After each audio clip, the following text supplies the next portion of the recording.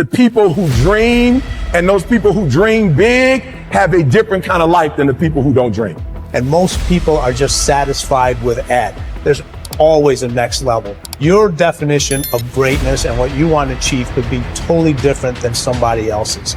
You know, we always say, no one wants to be first, okay, because they're afraid of the consequences that come with doing something first. If you're not getting the results you want from your dream, then examine your motivation.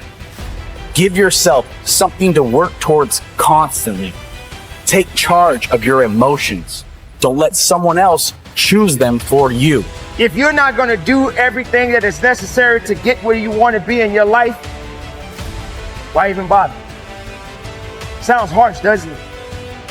Makes you wonder, why am I saying exactly what I just said? Because the time is now for you to recognize that there is no time to be feeling pity about your discussions and what it is that you have inside yourself. You have got to have a different type of conversation within yourself and stop doing the word can't and stop doing the word try.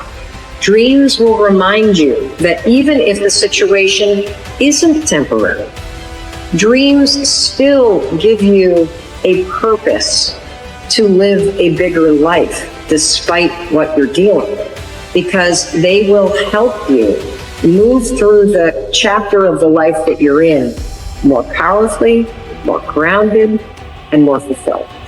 Now, believing in yourself is simply an attitude. Believing in yourself is a choice.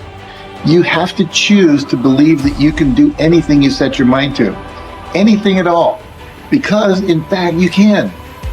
Those who succeed don't believe in limits. They study until they understand. They don't give up when they experience doubt. They don't give up when it's hard. They do not give up, full stop. They keep working hard, even if they've been rejected. They keep at it. They keep searching for new opportunities. That's exactly how you have to be. Life is hard, and you'll never get far if you limit yourself in anything you do. Stop wasting your time making excuses and blaming other people. You need to set goals and pursue them, but you got to set goals to create pressure and get some support until you get there. And the worst thing you can do is let yourself off the hook. And that's what excuses do. You let yourself off the hook. When you set a goal, when you have a dream, when you have a vision, don't you ever let yourself off the hook. And start now. Start believing, start dreaming, and create the life and the person that you really want to see.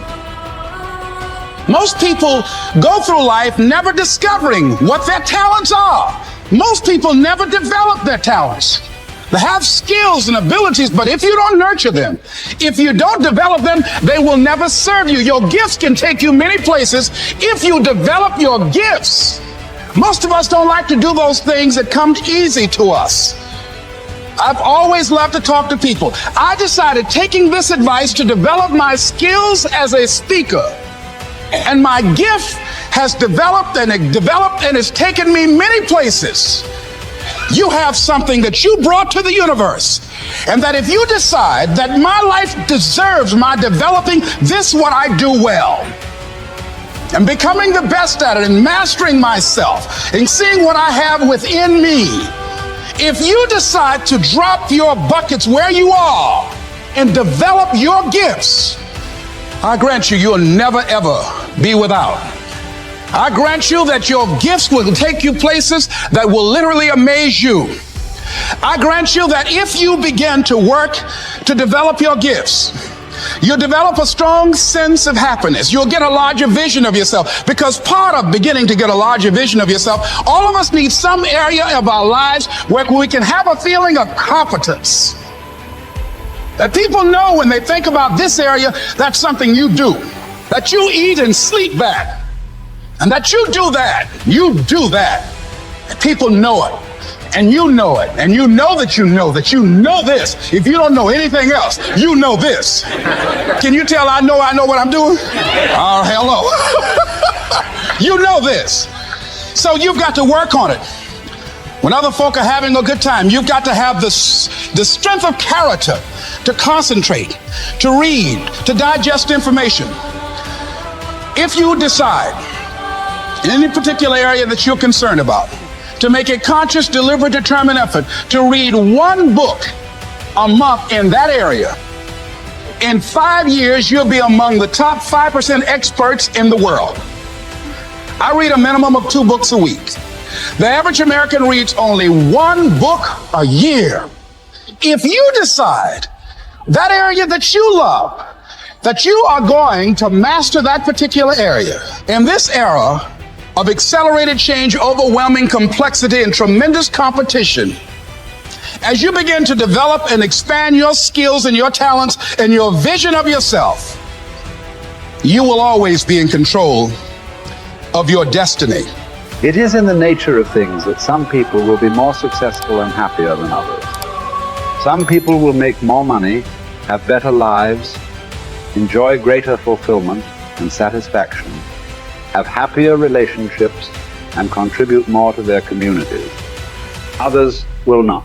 The most important single quality that you can develop in a time of rapid change is the quality of flexibility. The opposite of flexible thinking is fixed or mechanical thinking. The opposite of approaching life with an open mind is to react automatically and predictably in every situation. The opposite of flexibility is an unwillingness to change in the face of new information or circumstance. The quality of flexibility is therefore essential if you want to do and have more than the average person. Today, perhaps the most important factor affecting your life is the speed of change. We are living in an age where change is taking place at a faster rate than ever before in human history. And if anything, the rate of change is increasing, year by year. Change today is not only faster, but it is also discontinuous, not following a straight line, but starting, stopping, and going off in unpredictable directions. Change is coming at us from all sides in so many different ways that it is often impossible to anticipate what might happen next.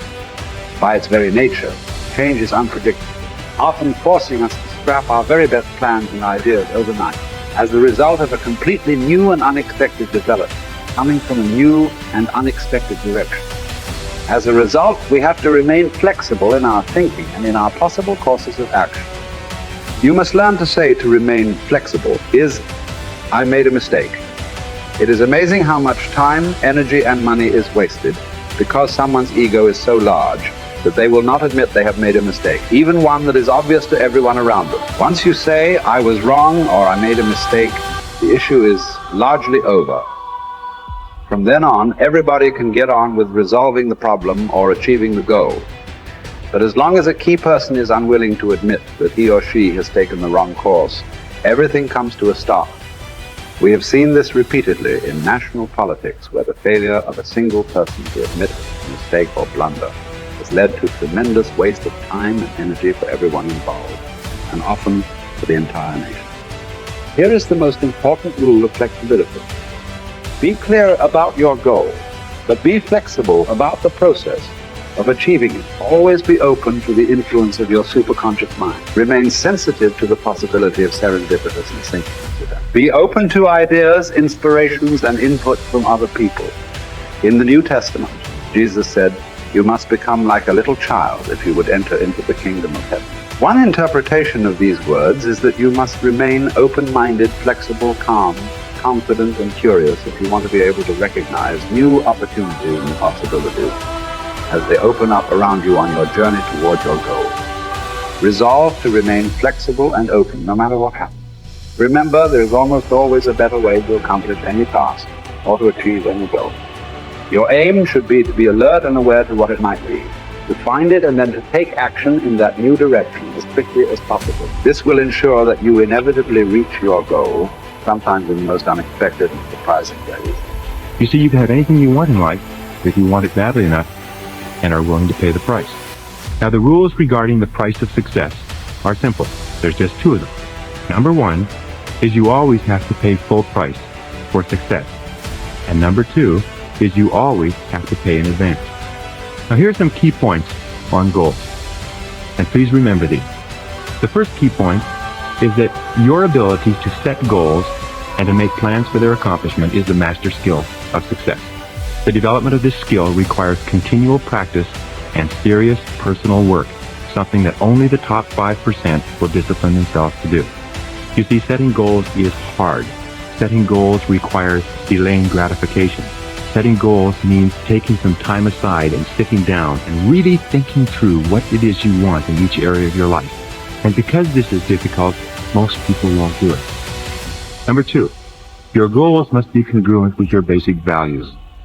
Your self-esteem comes from engaging in activities and working toward goals that are consistent with what you believe to be good and right and important.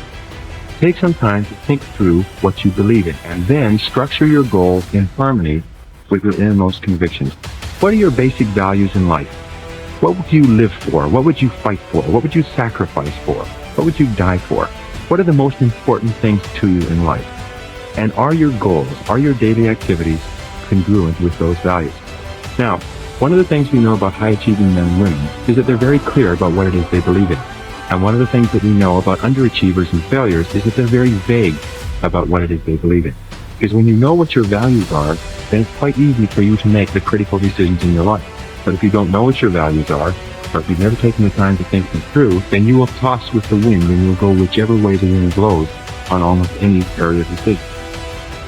Fourth point in goal setting, you must have a major, definite purpose. One goal that is more important than any other. You can have many different goals, but you must have one goal which is number one. And many people ask me this question. They say, Brian, can I have two major, definite purposes? And the answer to that is no. There's a line in the Bible that says, a double-minded man is unstable in all his ways. And what it means is if you try to do two things at once, or you have two goals with equal priority, you will end up doing neither, and doing neither of them very well. The way you choose your major definite purpose is once you've listed all your goals, you ask yourself, which is the one goal, the accomplishment of which would move me more rapidly toward the accomplishment of all my other goals than anyone on this list?